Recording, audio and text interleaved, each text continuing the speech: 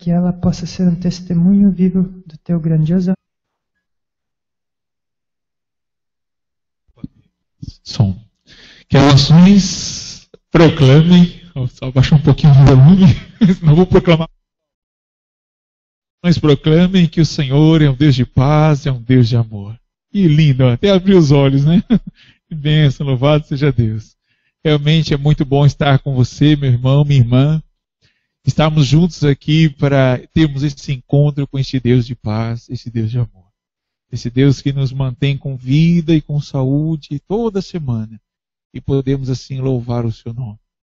Realmente é algo assim que hoje estamos vivendo num período em que as doenças, tanto tipo de barbaridades, situações difíceis que a humanidade está vivendo, mas nós estamos aqui em paz, estamos na casa do Senhor, protegidos pelo Senhor, guardados por Deus, Estava conversando ali no ponto de ônibus, uma senhora que estava saindo da igreja disse que até dentro da igreja dela estavam assaltando, Realmente vivemos onde as pessoas não estão tendo nem temor nem da casa de Deus, Entrando assaltante dentro da igreja. Então realmente nós podemos louvar a Deus por ter essa liberdade. E nós estamos aqui todos esses domingos numa grande série sobre o estudo de um dos principais livros para os nossos dias. Qual é? O Apocalipse. E nós temos estudado essa série e hoje é a quinta noite. Nós vamos estudar 2 capítulos especialmente do livro do Apocalipse. São os primeiros capítulos, o capítulo 2 e o capítulo 3. Vou pedir para o Clodoaldo passar então já o primeiro slide, mas enquanto isso, eu queria pedir aos irmãos que estão um pouquinho mais distantes, devido hoje não vamos ter a projeção lá na frente, mas quem quiser aproximar, conseguir visualizar melhor a imagem, ainda mais porque vamos ter uma música especial no final. Então fique mais à frente para participar, fique melhor a visualização, apesar de que mesmo assim pode ser difícil para alguns. Eu vou estar lendo aqui da frente, acompanhando. Nós vamos estudar sobre 2 capítulos, como eu falei, sobre as 7 cartas às igrejas. Pode passar então o próximo slide. 7 cartas de Jesus e suas mensagens esquecidas. Quando você abre o livro do Apocalipse, no capítulo 2, vamos abrir então. Apocalipse, capítulo 2.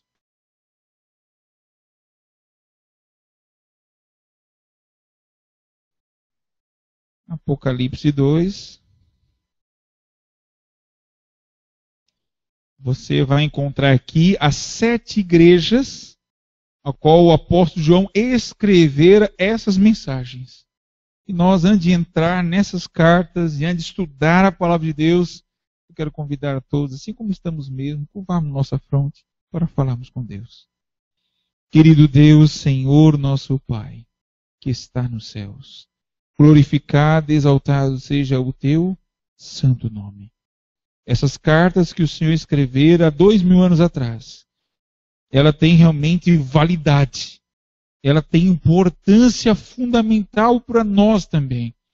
Mas ela também apresentou essas mensagens para cada período específico da tua igreja no decorrer dos séculos, de acordo com esses 20 séculos. E queremos entender, ó Pai, como essas mensagens chegou até nós e como ela fala a cada um de nós. E principalmente sobre a sua última carta, que é destinada à tua igreja no último período. Nos abençoe, ó Pai, que teu Espírito nos faça entender essas mensagens e vivê-la pela fé. Em nome de Jesus. Amém. Amém. Pode passar então o próximo, meu querido. No Apocalipse temos 7 cartas de Jesus enviadas a quem? Às 7 igrejas. Cada carta era destinada a uma igreja específica. Elas contêm mensagens de importâncias eternas. Existem mensagens contidas em cada uma delas, que todas elas servem para todos os períodos. Mas existem mensagens específicas que traziam aplicação direta para um período profético. Nós estudamos há algumas noites atrás que existem algumas linguagens que elas são o quê? Proféticas. Nós vimos aí que cada dia representa o quê? Um ano, né?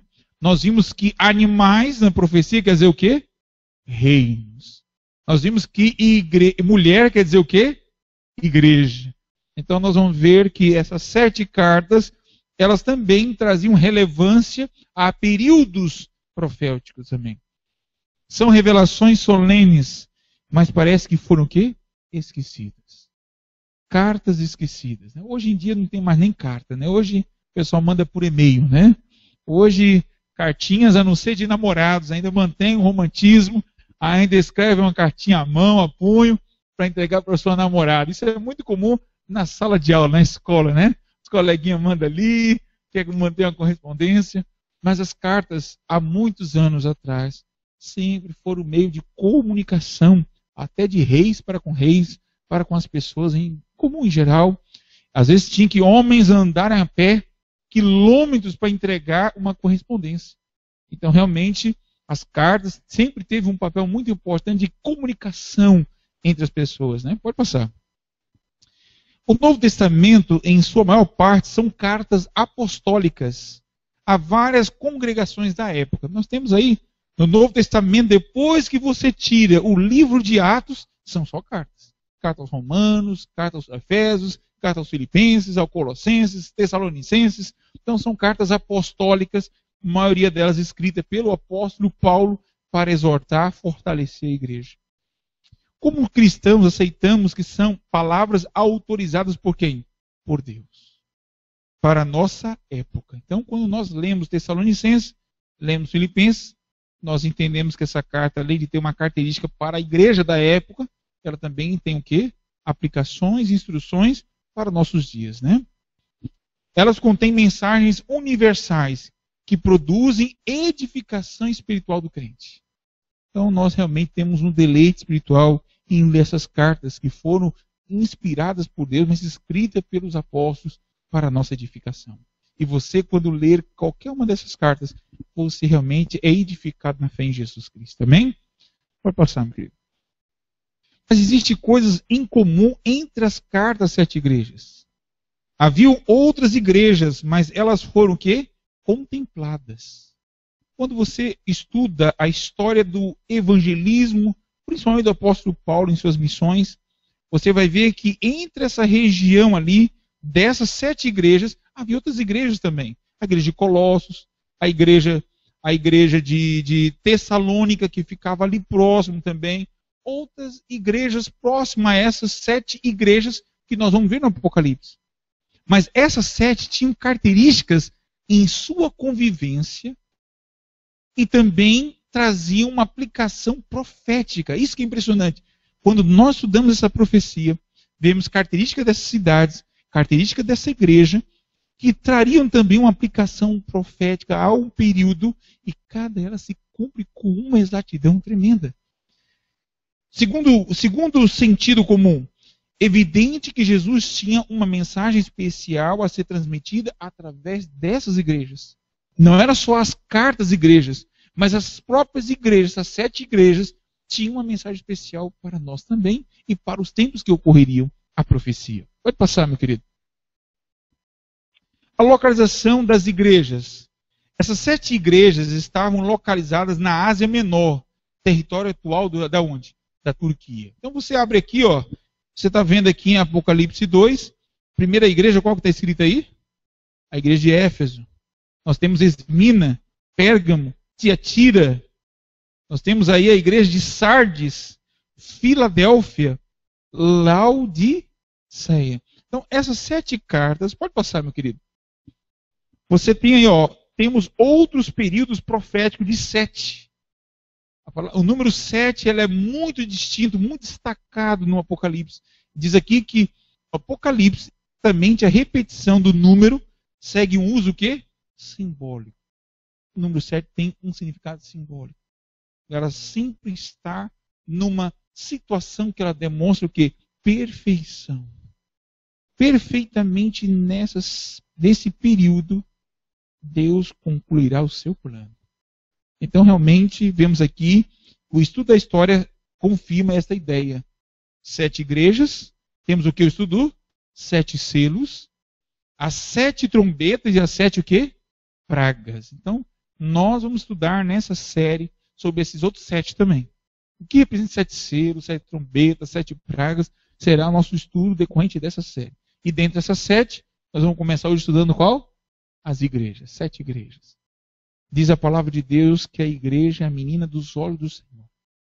Todos os movimentos mundiais que acontecem no mundo, Deus traz em maior destaque o cuidado que Ele tem por sua igreja.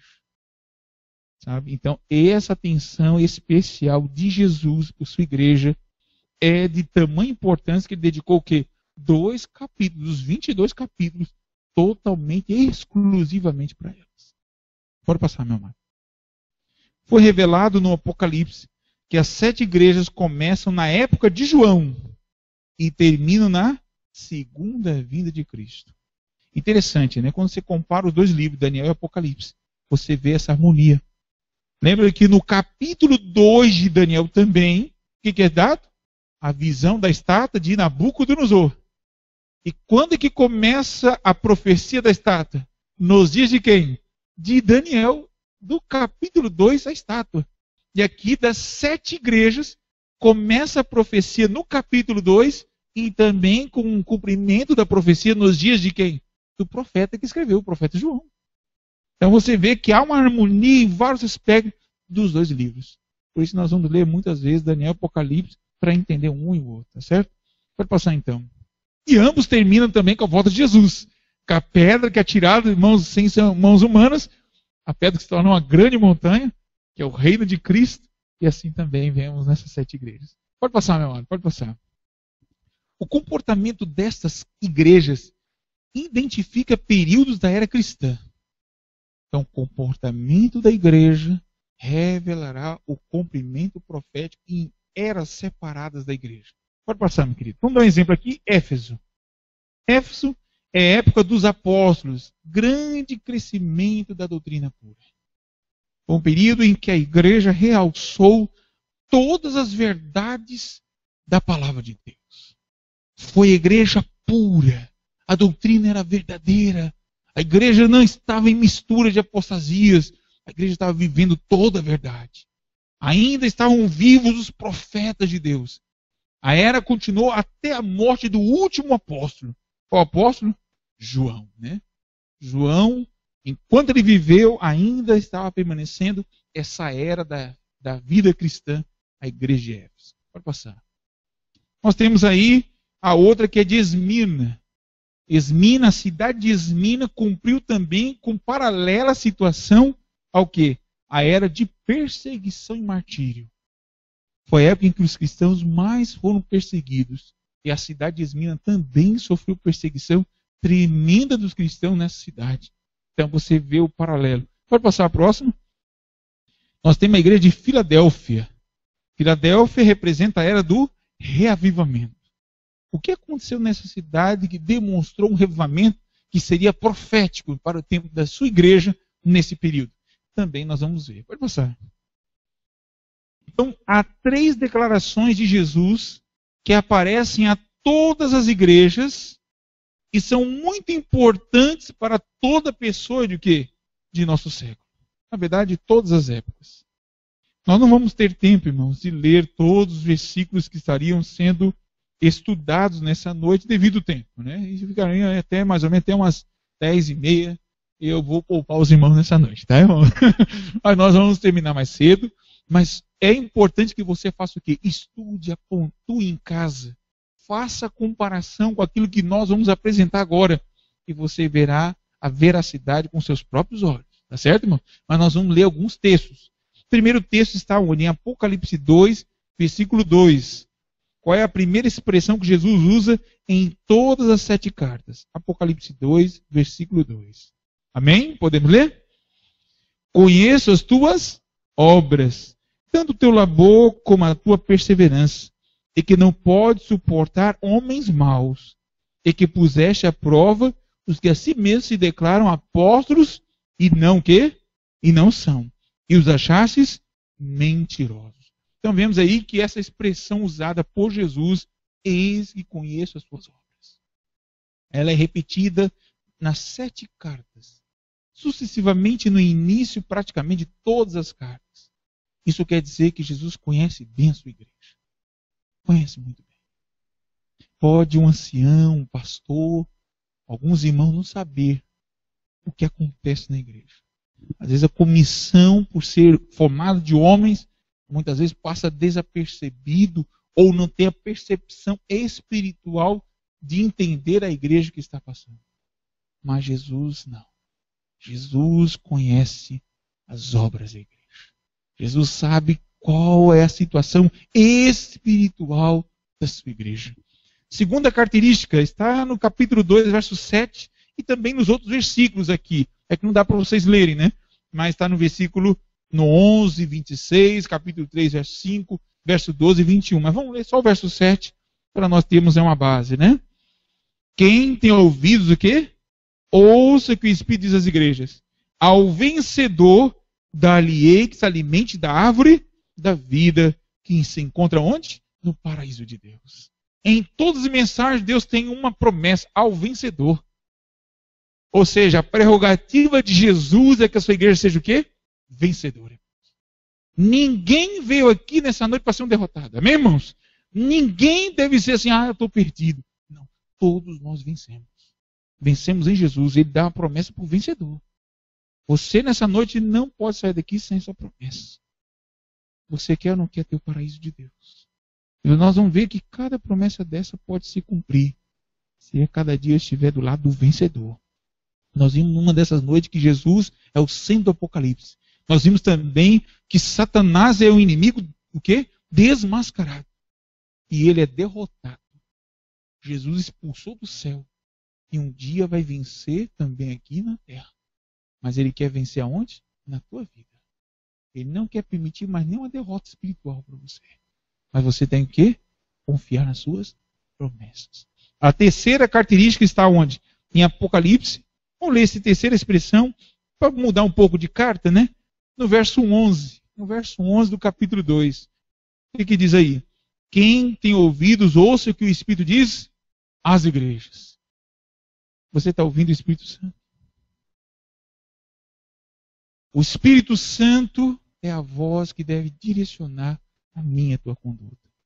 Na verdade, como diz aqui, o Espírito diz à igreja, ao vencedor. Você pode ver que para cada manifestação de vitória da igreja, está sob a condição de ouvir a voz do Espírito Santo.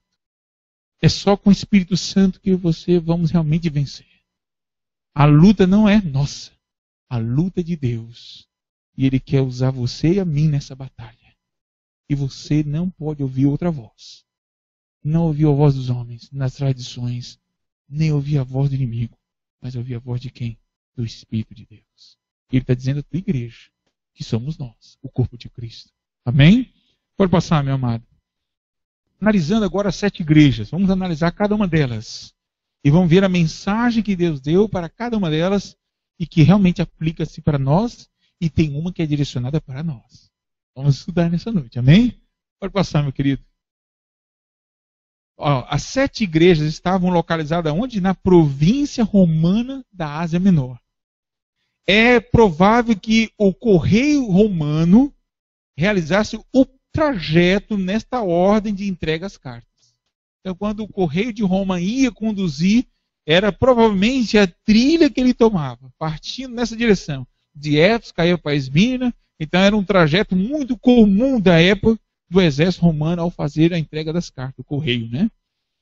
Todas as 7 cidades localizavam-se à margem da grande estrada circular que unia as cidades mais populosas, as mais ricas e as mais influentes da província da Ásia Menor. Você está vendo as características dessas cidades, né? Eram as mais populosas, as de maior influência e as mais ricas. Elas conduziam nessa trajetória. Então imagina aí, fique imaginando para quem já morou em São Paulo, Rio de Janeiro, né, Minas Gerais. Então imagina essas vias, as mais importantes, vai ligando até o Rio Grande do Sul. Então as trajetórias eram as melhores que poderiam percorrer nesse período. Pode passar. Agora vamos analisar as 7 igrejas. Está aqui, ó. Elas estão espalhadas aqui, não está na ordem, né, de igrejas, mas temos Éfeso, né, Esmina, Pérgamo, qual é a próxima? Tiatira, Sardes, Filadélfia e Laodiceia, tá certo? São essas 7 cartas que nós vamos estudar nesta noite. Pode passar, meu amado. Olha só, vamos ver a primeira delas. A igreja de Éfeso. Era a era da o quê? Da pureza apostólica. No capítulo 2, verso de 1 a 7. Nós não vamos ter tempo para ler todos os versículos, né? Mas faz assim, igual a irmã está fazendo, anote, marque, apontue para você ler em casa. Era a principal cidade da província romana da Ásia. Era a principal cidade. De todas elas, era a principal. Possuía um excelente porto e era um grande centro o quê? Comercial. Assim era a cidade de Éfeso. Era uma cidade próspera, forte, a principal de todas elas. Pode passar. Olha só, o paganismo ali tinha grande reputação. Cultuavam muito a deusa Artemis, ou Diana dos Efésios, deusa da fertilidade. Essa era a deusa adorada pelos efésios. Seu templo era para o quê? Para os contemporâneos, uma das 7 maravilhas do mundo. Então era uma cidade destacada. A obra desse templo era imenso, muito grande, né?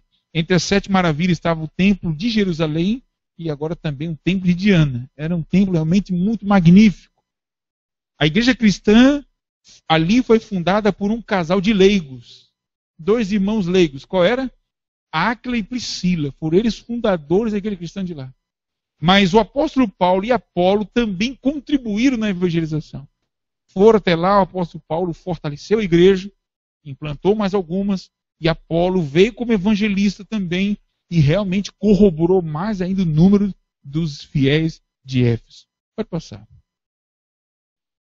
Olha só, qual é o contexto da igreja de Éfeso? Qual era o contexto histórico? No primeiro século. Então, cobriu aí desde a era de Cristo, do ano 31 até o ano 100. Esse foi o período dado profeticamente à igreja de Éfeso. Era a época dos apóstolos. Como eu já falei, a igreja era o evangelho puro. Não tinha mistura ainda de algumas doutrinas. Era tempo de grande crescimento da pregação. A igreja, num só dia, batizou quantas pessoas? 3.000. Depois, em pouco tempo, mais 5.000. Depois, aí foi crescendo tremendamente a igreja. E diz aqui, de acordo com o historiador Gibbons, chegou a ter um total de aproximadamente 6 milhões de cristãos. Você acha isso muito ou pouco? Hã? Nós estamos pregando a mensagem do adventismo há mais de 100 anos. Nós sermos mais próximos, 140 e poucos anos, quase 150 anos. Nós temos hoje 18 milhões. Nesse tempo aqui, em menos de 45 anos, já tinha 6 milhões para uma população que era quase 10 vezes menor que hoje. Não era 7 bilhões, era muito menos. Então você vê que a força da igreja apostólica foi uma medida sem igual, de todas as épocas. Né? Pode passar. Quem eram os nicolaítas? Você viu o termo nicolaítas. Grupo que estava querendo entrar na igreja e causar uma influência para corromper essa pureza espiritual. Segundo Irineu, os nicolaítas diziam-se o quê? Cristãos. Eles diziam ser cristãos. Mas consideravam não ser pecado o adultério. E nem a idolatria. Eles eram idólatras e diziam que adultério não era pecado. É igual esses dias eu vi uma reportagem de uma igreja que dizia ser igreja de Deus, da família de Deus. E ali tinha a junção de nora com sogra, com genro. Era uma Babilônia essa igreja. Então era mais ou menos os nicolaítas daquele tempo, essa igreja de hoje aí que eu já vi na reportagem. Então adultério era coisa assim muito comum nessa igreja. Para eles, Jesus libertava-os da desobediência de alguns mandamentos. Então, alguns mandamentos como adoração de ídolos, era realmente permitido pelos nicolaítas, de imagens, e também o quê? O adultério, certo? Pode passar. Agora, qual é o elogio? Você vai ver que nessa carta existe 2 coisas, elogio e reprovação. Olha só, no verso 2, vamos ver o verso 2 do capítulo 2, só para nós comparar. Não vamos poder ler todos os textos, mas capítulo 2, verso 2, o que diz aí? Conheço o quê? As tuas obras, tanto o teu labor, como a tua perseverança, e que não pode suportar homens maus. e que puseste a prova os que a si mesmos se declaram o quê? Apóstolos e não são, e os achastes mentirosos. Então, qual é o elogio que Jesus faz a essa igreja? Ele diz o quê? Que conhece o teu labor como a tua perseverança. O labor daquela igreja. Uma igreja que não media esforço para pregar o evangelho. Pagava a família, pagava a casa, fazia todo o esforço possível, se for necessário, para pregar o evangelho. É uma igreja desprendida. E Cristo conhecia bem esse esforço dessa igreja. E que puseste a prova os que a si mesmos se declaram apóstolos e não são. Não era a igreja que aceitava qualquer influência, não. Para poder entrar naquela igreja, tinha que ter realmente passado por toda a aprovação. Imagine, né? Essa igreja. Hoje, muitas vezes, nós temos preocupação como líder da igreja. Às vezes vem um cantor, vem um pregador, alguém sem carta de recomendação, vem com muita influência. Quando vai ver, começa a seduzir a igreja. Isso não pode acontecer. Nós devemos provar para ver se realmente é um servo de Deus ou não. E assim era a igreja apostólica. A igreja não deixava qualquer um abrir e pregar no púlpito, não. Ou cantar lá na frente, não. Tem que ser pessoas aprovadas. E senão traria realmente uma perversão na igreja. Mas qual é a reprovação de Jesus para essa igreja? Olha só. Tenho, porém, contra ti que abandonaste o quê? O teu primeiro amor. A igreja estava tudo bem. Grande parte. Mas ela começou a esquecer o seu primeiro amor.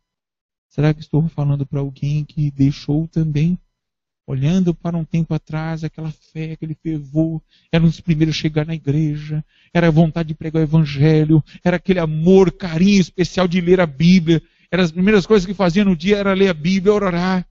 Será que hoje você tem perdido esse primeiro amor?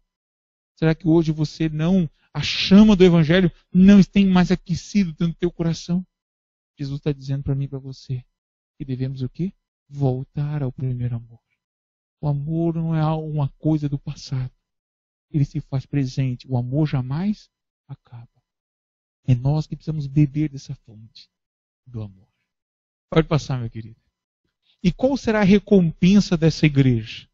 Diz o quê? Quem tem ouvidos, ouça o que o Espírito diz às igrejas.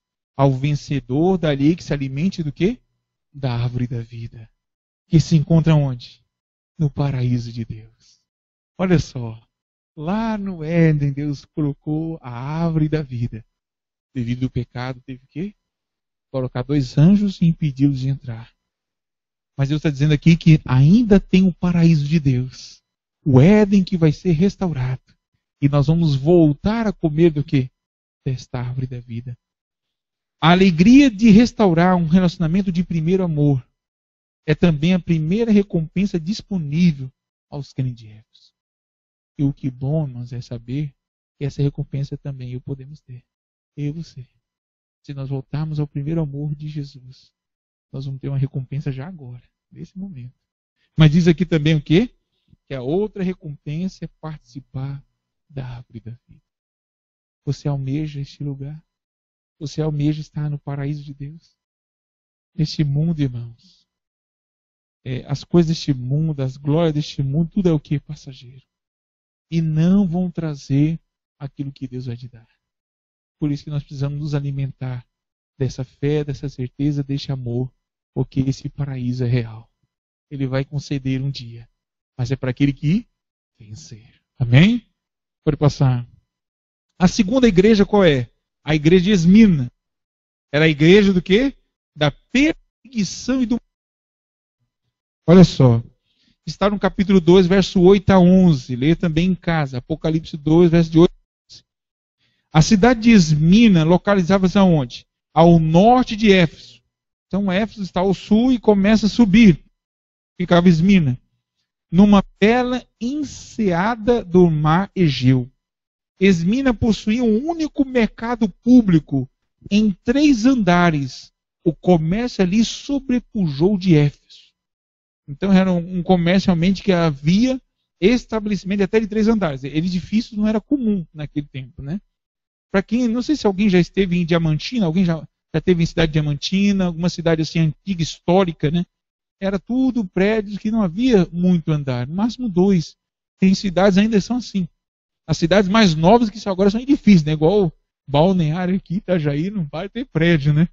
E naquele tempo não era. Então, quando tinha 3 andares, eram estabelecimentos assim, em cidades de grande comercialização, grande, forte.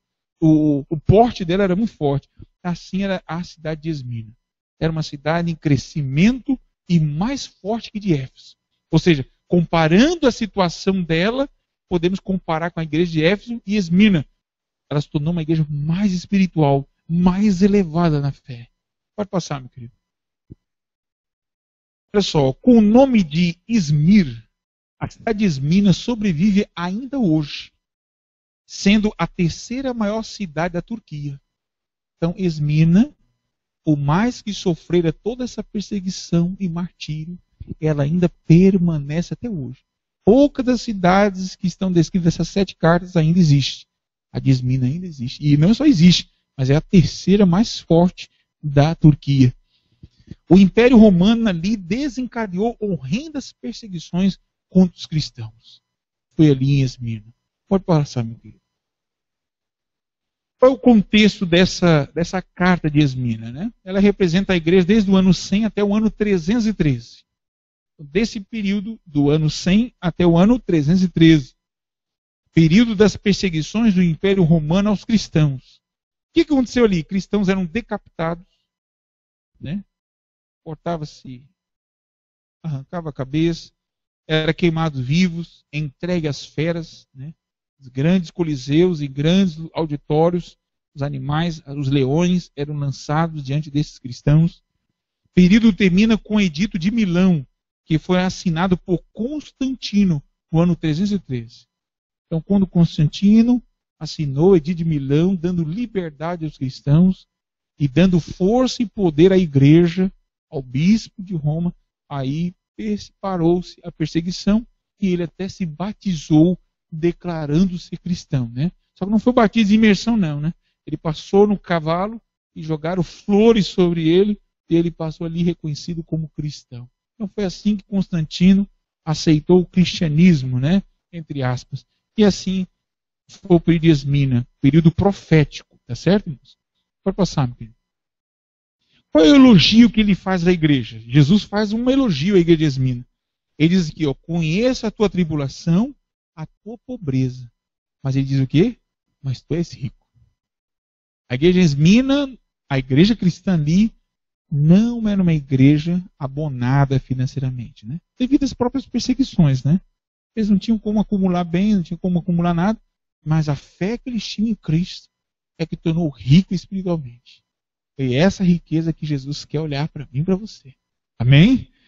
Olha só, mas qual foi a reprovação que essa igreja enfrentou? Qual foi a reprovação contra ela? Jesus conhecia tudo a respeito das provações presentes e futuras dos crentes de Esmirna. Os cristãos de Esmirna não receberam nenhuma reprovação. Amém, irmãos? Nenhuma reprovação. Apenas elogio e promessas de recompensas. Amém? É uma igreja que não tinha recursos financeiros, mas é uma igreja que tinha muita fé. Sofria perseguição por amor a Cristo. Muitos foram mortos. E Jesus não tinha mais nenhuma reprovação para elas, porque elas viviam a segunda palavra de Deus. Foi a igreja mais forte de todos os tempos. Pode passar, meu amado. Agora, qual é a recompensa? Jesus disse para essa igreja, especificamente, o vencedor de nenhum modo sofrerá o dano do quê? Da segunda morte. Olha só, irmãos, como a promessa de Jesus, ela tinha realmente um elemento muito associado à experiência da igreja. A igreja estava sofrendo perseguição, certo, irmãos? Os cristãos desse tempo aqui, conhecer a espada era muito comum. Perseguição, morte. Imagine você em casa agora com seus filhos, de repente chegavam os soldados, chutando a porta. Cadê? Quem é cristão aqui? E rapidamente pegava os filhos, pegava a esposa, já matava o pai ali na frente, muitas vezes, levava as crianças, vocês vão permanecer na fé? Sim. Imagine, todos eles tinham vendo a morte de muitos fiéis. Mas qual é a promessa de Jesus para essa igreja? Ser fiel a quê? Até a morte, que ela não vai o quê? Sofrer o dano da segunda morte. A primeira morte, a igreja sofreu muito por causa da fé. Mas a segunda morte, eles não experimentariam. Todos nós, irmãos, poderemos um dia experimentar a primeira morte. Mas a segunda morte É só se você quiser. Porque se você quiser aceitar Jesus como teu Salvador, você não a experimentará. Amém? Olha só, Jesus é especialista em quê? Em ressurreição e vida. Disse-lhe Jesus: eu sou a ressurreição e a vida.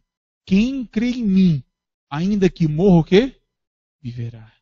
Então essa igreja de Esmina viveu essa pura verdade. E essa é a qual eu e você devemos viver. Crer que Jesus é a ressurreição. E mesmo que venhamos a descansar hoje ou amanhã, não sei qual dia, mas morremos em Cristo. E estamos assim prontos para receber o galardão. Pode passar, meu amado. As promessas oferecidas aos cristãos da época, representada por Esmina, também podem ser o quê? Nossas.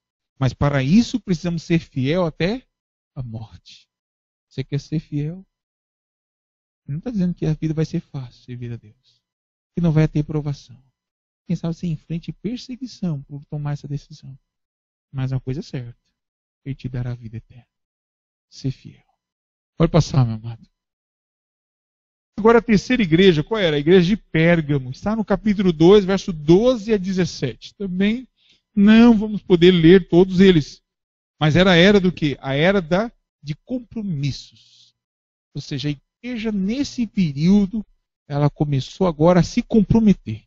Satanás estava vendo o quê? Que com a perseguição, ele matava um cristão, nascia quanto? 10 cristãos.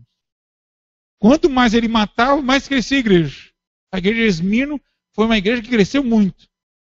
Então ele pensou assim, não, se eu continuar perseguindo, mais cresce cristãos.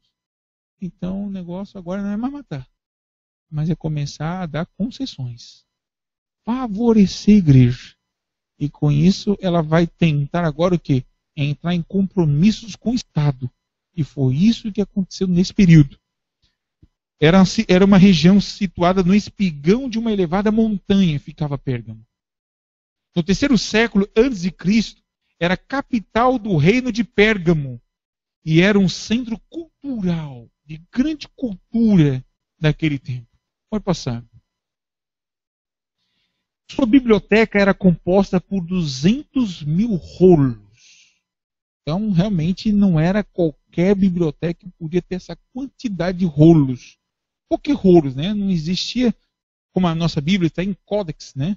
Que esse formato que nós temos aqui, né? Dessa composição em costura, né? Nós estamos costuradinho, fácil de manuseio. Naquele tempo, não. Naquele tempo era em rolos, ou em papiros, ou pergaminhos, que é de couro. Pergaminho já vem do nome de Pérgamo.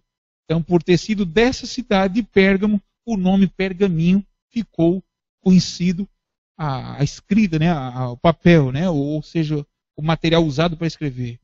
O pergaminho foi desenvolvido em Pérgamo, pois Ptolomeu V, que era o rei do Egito, havia proibido a exportação de papiro nessa época. Ele proibiu para que o papiro não fosse divulgado nessa região. Então eles tiveram realmente a ideia de criar agora o pergaminho. E aconteceu dessa forma. Pode passar. Olha só, qual é o contexto da igreja de Pérgamo?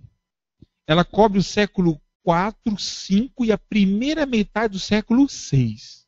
Então, nesses 3 séculos cobriu esse período de Pérgamo.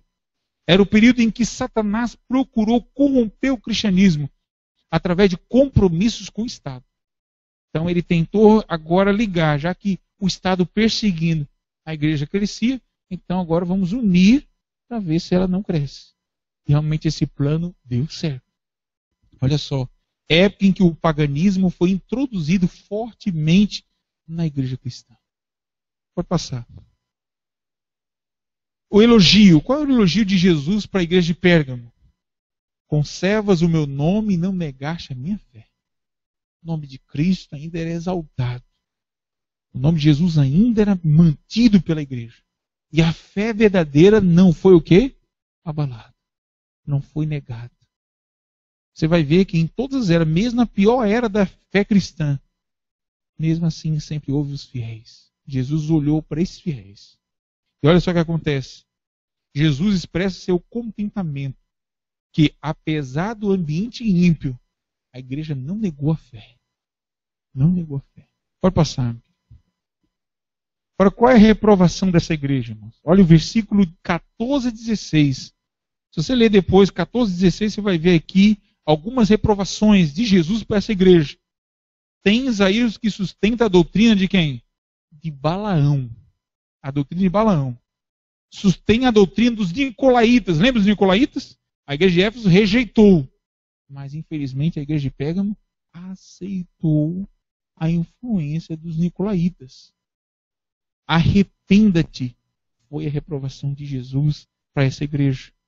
Embora Antipas merecesse elogios, outros crentes de Pérgamo não podiam ser exaltados. Antipas manteve-se fiel à palavra de Deus. Ele não se envolveu com a doutrina nicolaíta. Antipas, ele representou um grupo de fiéis que não era a maioria, era a minoria já.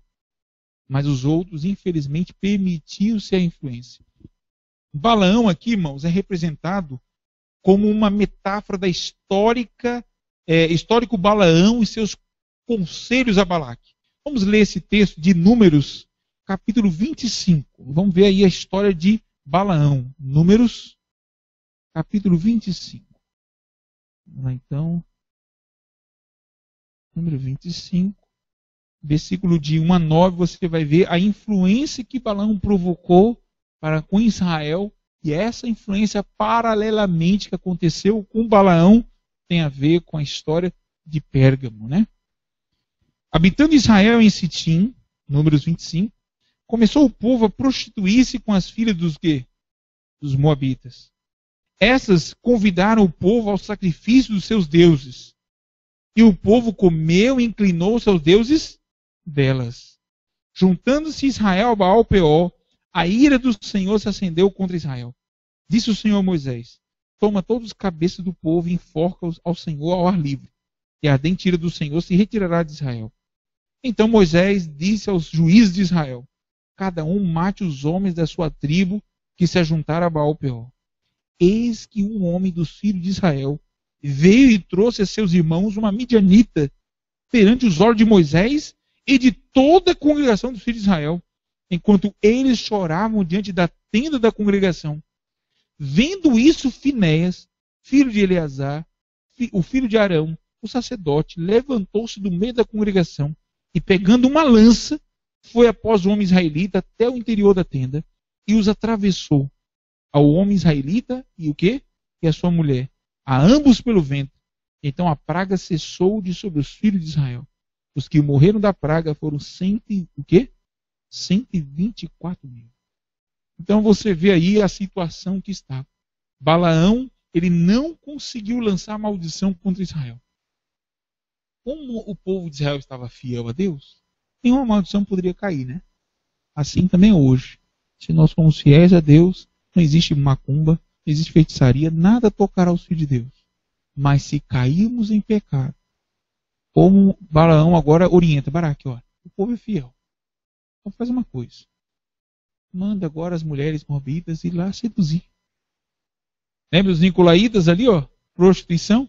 Então vai lá, seduz, e assim eles vão cair e vão realmente ceder e vão pecar e vão adorar os deuses. E assim a ira de Deus cairá e a nação de Israel estará na sua mão. E foi isso que aconteceu.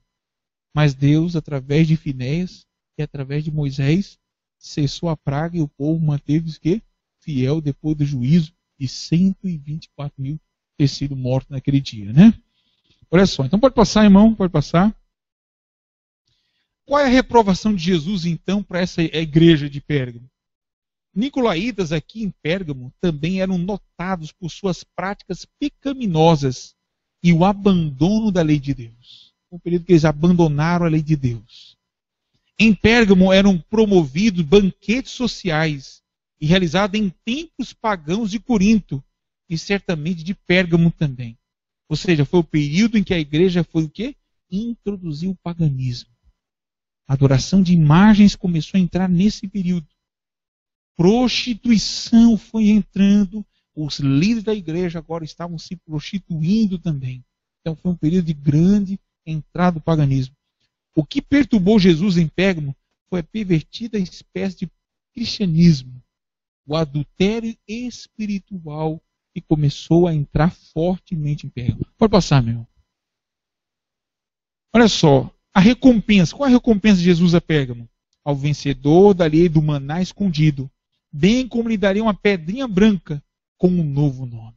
Então vemos que um novo nome seria dado à igreja. Essa pedrinha. Eles iam comer do maná do céu.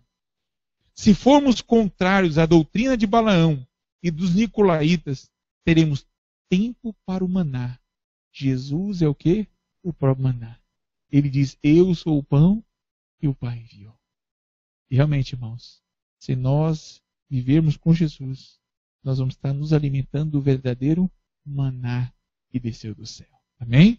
Pode passar, meu amado. Jesus promete um novo nome escrito em uma pedrinha branca. Nome como representa caráter. Jesus promete dar um novo caráter, um novo coração para mim e para você. Nós, por nós mesmos, não podemos ser puros, mas somente com Jesus a pureza é certa. Pode passar, meu amado. A igreja de Tiatira, irmãos. Olha só, nós estamos vendo assim, a Éfeso esmina crescimento, Pérgamo começa a cair espiritualmente. Mas essa época foi a pior era da igreja cristã. A era de Tiatira, que é a era da apostasia espiritual.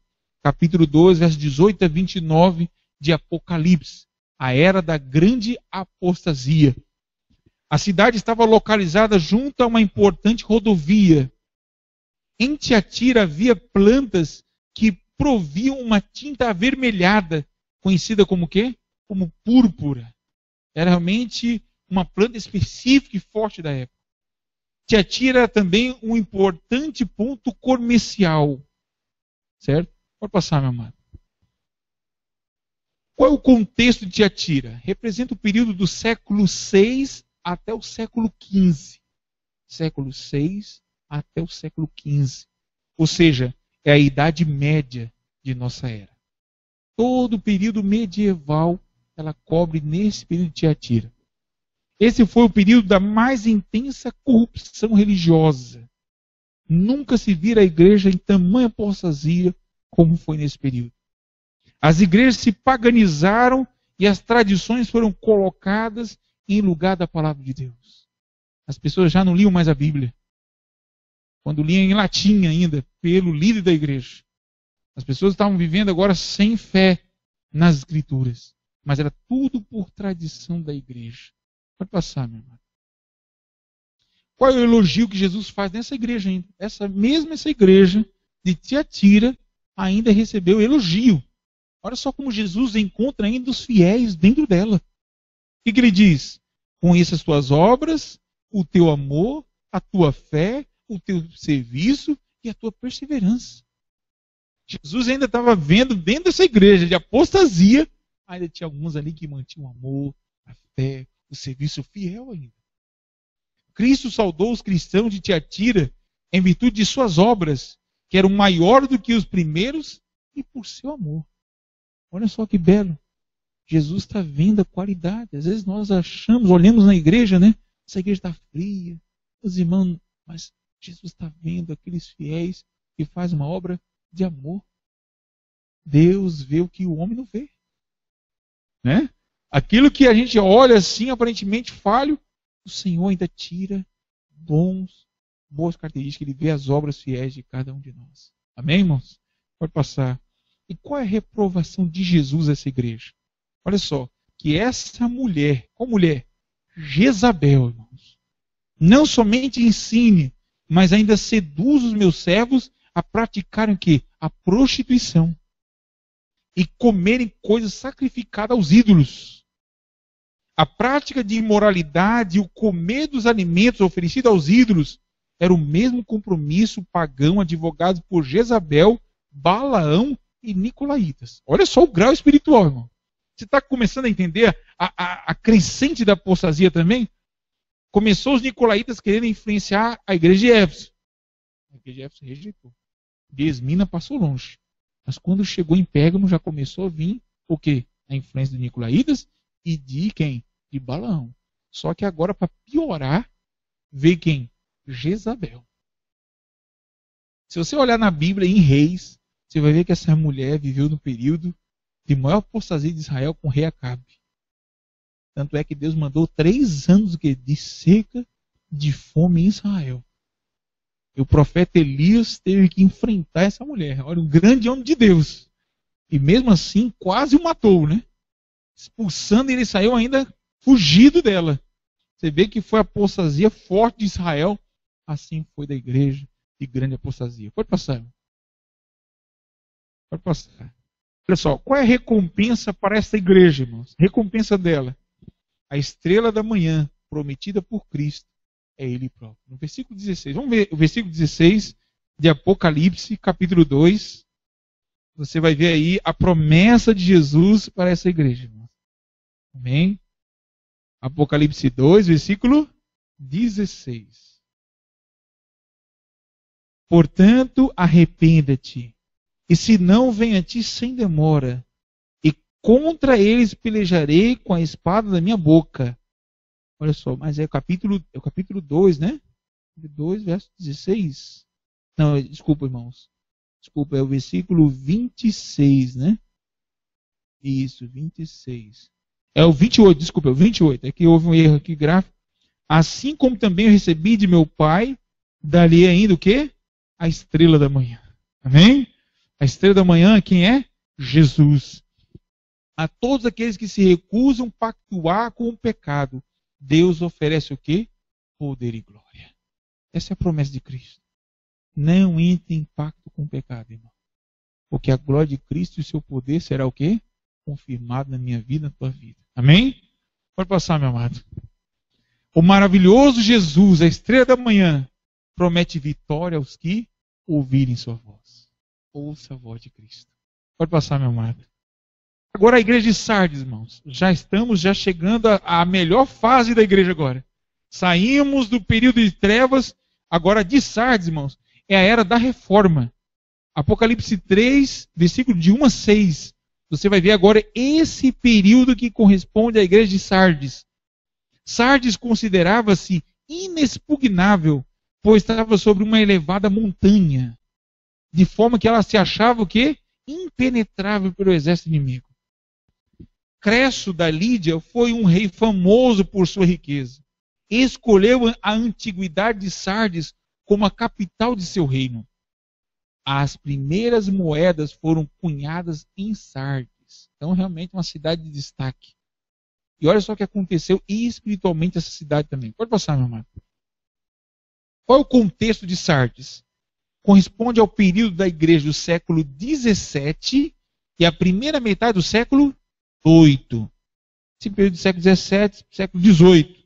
A verdade bíblica começou a abrir caminho por meio dos reformadores. Então, a Idade Média de trevas, Deus suscita agora alguns reformadores.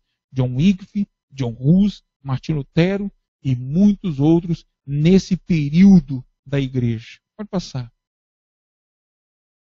Qual é o elogio de Jesus para Sardes, irmãos?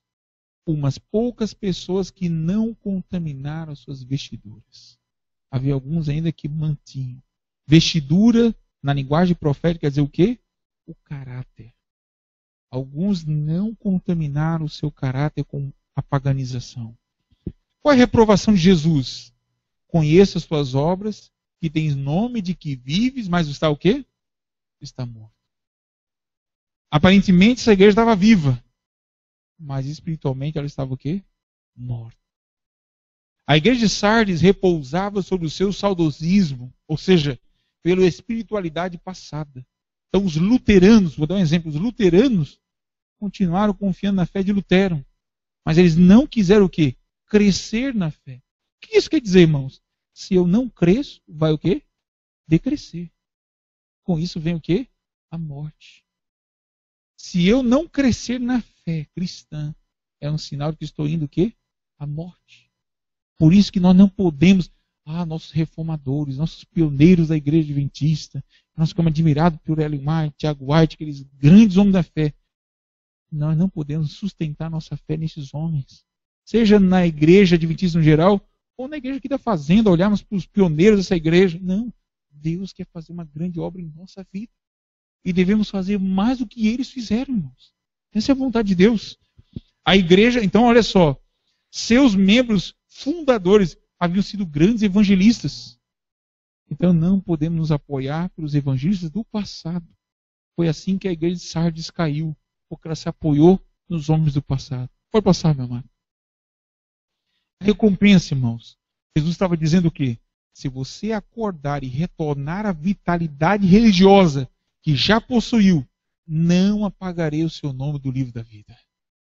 Está vendo? A igreja estava quase por perder a fé. Deus ia arriscar, não. Agora, se eles ressuscitassem a fé, seus nomes manteriam-se no livro da vida. Amém? Pode passar, meu irmão. Jesus estava deixando claro que se os cristãos de Sardes não despertassem, o Senhor teria que apagar o seu nome do livro da vida. Irmãos, quando nós batizamos, entregamos nossa vida a Cristo, nosso nome é registrado no livro da vida. Todos os nossos nomes. Mas se eu não me despertar espiritualmente, se eu não acordar para a fé verdadeira, nosso nome poderá ser o quê? Riscado desse livro. E isso é perigoso, irmãos. Porque somente Deus está vendo qual é a condição espiritual que você está vivendo hoje. Pode passar, meu irmão. Agora vamos à penúltima igreja, a igreja de Filadélfia.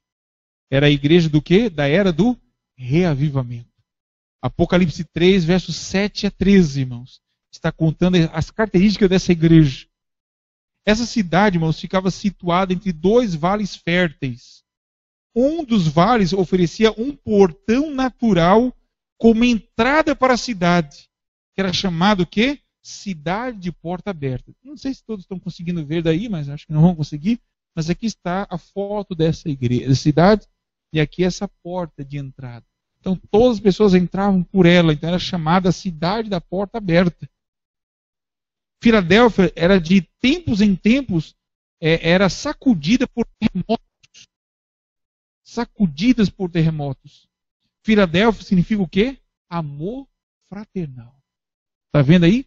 Era de reavivamento, está ligada ao amor fraternal. É quando a igreja está amando uns aos outros, unida no verdadeiro amor, é que ela é despertada para o verdadeiro reavivamento. Pode passar, meu amor. Qual é o contexto dessa cidade de Filadélfia, da igreja?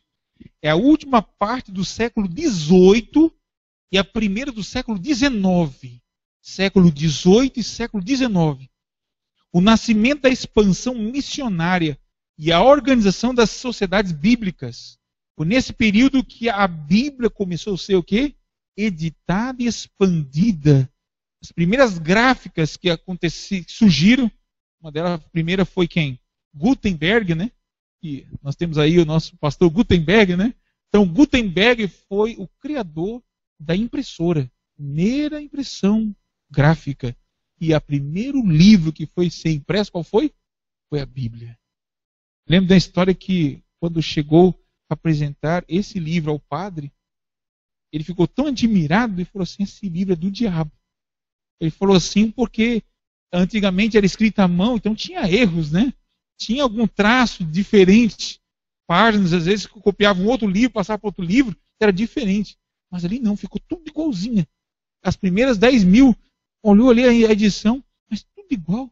Ele ficou admirado pela exatidão, mas era a perfeição na máquina, né? Na gráfica. Olha só, surgem os maiores revivamentos da história. Início do livro de Daniel e Apocalipse. Foi nesse período que o livro de Daniel e Apocalipse passou a ser o quê? Estudado e aberto diante do povo. Amém? Pode passar, meu amado. Qual é o elogio de Jesus para essa igreja de Filadélfia? Qual é o elogio dela? Que tens pouca força, entretanto guardaste o quê? A minha palavra e não negaste o meu nome. Você está vendo, irmãos? É uma das raízes mais fortes da igreja não negar o nome de Cristo. Quando as pessoas perguntam a quem você serve, a quem você ama, a quem você adora, Jesus está olhando isso. E isso ele com certeza dará o elogio se você confirmar e crer no seu nome. A estes, como aos crentes de Esmina, Jesus não enviou nenhuma reprovação, irmãos. Nem a igreja de Esmina, nem a de Filadélfia. Mencionou apenas que tinham pouca força. Cristo instruiu os crentes de Filadélfia a suportar pacientemente as provas. Ele, Jesus, é o eterno guardador da chave, o possuidor da autoridade transcendente. É aquele que abre e ninguém fecha, e fecha e ninguém abre. Essa é a autoridade de Cristo. Amém? Pode passar, meu querido. Recompensa, irmãos. Olha que recompensa maravilhosa para essa igreja de Filadélfia. Eu o farei coluna no templo do meu Deus, e dele nunca sairá. E escreverei sobre ele o nome do meu Deus, e o nome da cidade do meu Deus, a nova Jerusalém, que desce do céu do meu Deus, e também no meu novo nome. Amém? Ele escreverá o nosso nome na cidade de Deus, no santuário de Deus. Imagine, você vê aí os nomes, né, nas empresas, o nome de cada empresa ali. Imagine o dono de uma empresa, quando chega ali, o nome dele ali escrito, né, enche de alegria, né, o nome. Puxa, Jesus vai fazer assim, um santuário, vai colocar o teu nome, o meu nome. Mas é um novo nome, amém, irmãos? Um novo nome, mostrando que somos o quê? Uma nova criatura em Cristo. Pode passar, meu amado. E agora a última carta à igreja, a de Laodiceia, que é a era atual. Apocalipse 3, versículo 14 ao 22. Laodiceia constituía-se na cidade paraíso dos homens de negócios. Era a cidade paraíso. Todas aquelas 7 cidades eram fortes, mas a de paraíso, de desfrutamento, era em Laodiceia. Era muitíssimo rica e ela se orgulhava desse fato. Tanto é, irmãos, que no ano 60 de nossa era, Laodiceia foi arrasada por um tremendo terremoto. Terremoto que quase destruiu a cidade. Mas tinha tantas condições financeiras que ela recusou o auxílio de Roma, irmão. A capital do Império Romano. Forneceu milhões em valores, mas o que elas rejeitaram? Não precisamos de Roma. Nós somos autossuficientes. E assim a cidade foi reconstruída com seus próprios recursos. Então você vê a condição, né? Imagine, né? Recusando o ouro e a prata de Roma, porque ela tinha condições próprias de se construir. Pode passar. A grande riqueza provinha do comércio e da atividade o quê? Bancária. A lã preta de Laodiceia era usada para confeccionar cobertores e roupas de luxo. Lã preta. Imagine, irmão, né? Você já viu alguma lã preta, irmãos? Imagine, né? Esse tipo de tecido realmente era fabuloso. Normalmente é branca, né? Outra cor assim, mas preta. Realmente era onde confeccionava, era mais exclusivamente, quase só em Laodiceia. Laodiceia era notável por sua escola de medicina, irmãos. Era como se fosse lá em Diamantina, né? Aqui no Brasil, medicina começou ali, né? O Juscelino e tudo mais. Imagina assim, era Laodiceia, o centro da medicina, por um colírio que era fabricado com ingredientes locais. Então, doenças de vista, normalmente era tratado lá, em Laodiceia. Havia um aqueduto que conduzia água de uma fonte de águas quentes e chegavam na cidade de que forma?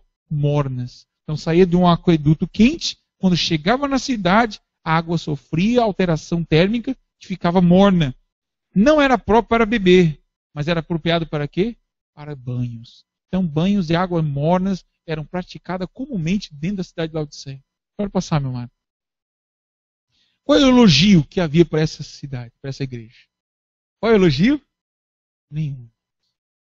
Todas as outras 6 cartas eram elogiadas, mas Laodiceia não teve elogio.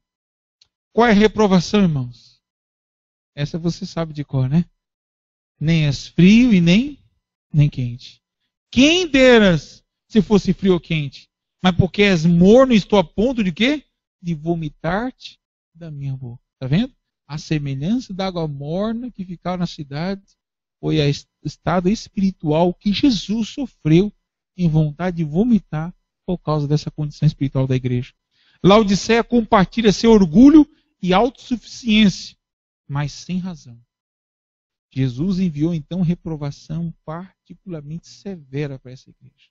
Ela se diz abastada e rica e de nada tem o quê? Falta. Mas na verdade é pobre, cega e miserável. Não. Pode passar, meu irmão. Qual é o conselho de Jesus então para essa igreja, irmãos? Qual é o conselho para mim e para você, irmãos? Nós aqui ouvimos todas as 6, mas essa de modo especial, ela atinge mais a vida espiritual da igreja de Cristo nesses dias. Ela diz aqui, aconselho de que de mim compre isso aqui, ouro refinado pelo fogo, irmãos. Amém? Não era o fogo comum, não era o ouro da riqueza mundana de Laodiceia, mas aquela aprovada pelo fogo de Cristo. Para que te enriqueças. Vestiduras brancas para o quê? Para te vestires. Não era da lã negra, mas era a veste branca. Essa que eu e você precisamos vestir. E a fim de que não seja o que manifesta a vergonha da tua nudez. E colírio para te ungir os olhos, a fim de que vejas. Então, as cidades, as pessoas procuravam em Laodiceia tratamento de suas vistas, né? Jesus está dizendo que ele oferece um colírio celestial. É o Espírito Santo que faz eu e você enxergar a nossa real condição. O ouro da fonte da verdadeira riqueza de Cristo. Roupas brancas da justiça de Cristo, não as pretas de orgulho de Laodiceia. E o colírio do Espírito Santo, e não de Laodiceia. Olha só, Jesus oferece aquilo que a Laodiceia dizia oferecer. Hoje, assim, a igreja quer oferecer algo que não é de Cristo. Quer passar algo que não é dele.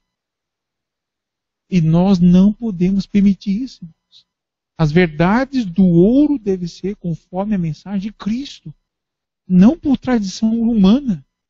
Não para encher, afagar o ego do ser humano. Tem igrejas, irmãos, que está mais preocupado com o que os membros querem ouvir do que aquilo que Cristo quer dizer. As igrejas lotadas são aquilo que satisfaz a alma, o ego do coração humano, irmãos. Nós devemos falar o ouro puro da palavra de Deus. A verdade tem que ser dita para converter corações à verdade, não à igreja. Amém, irmãos? Pode passar, meu querido. E a recompensa que Cristo dará qual é, irmãos? Eis que estou à porta e bato. Se alguém ouvir a minha voz e abrir a porta, entrarei em sua casa e serei com ele e ele comigo. Ao vencedor dar-lhe a sentar-se comigo no meu trono, assim como também eu venci e assentei com meu Pai no seu trono. Amém? Jesus quer colocar você no trono dele. Ele quer colocar você ao lado do Pai. Olha que posição majestosa, irmãos. Apesar da triste condição de Laodiceia, Deus continua a amá-la. Não tolera seus erros, mas lhe dirige os conselhos mais comovedores e inclusive o faz num terno oferecimento. Amém? Você quer hoje aceitar essa oferta? Que igreja Jesus quer encontrar hoje? Que tipo de igreja Jesus espera de mim e de você? Vou pedir para o nosso irmão.